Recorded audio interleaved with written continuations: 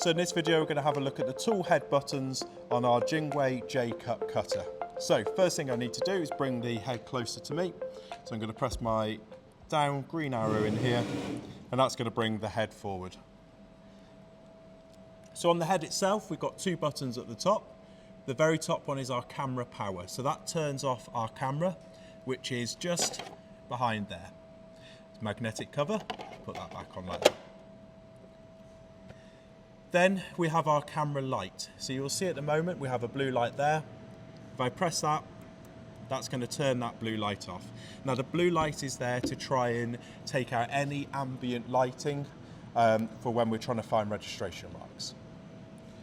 The next one we have is our K tool power, which you can see is currently plugged into my K position. And then we have our K1 tool power, which is for this side. We then have our router bit release button, which if I press that, it will release the router bit out of my router. So they're the tool head buttons on our JWEI JCUT Cutter.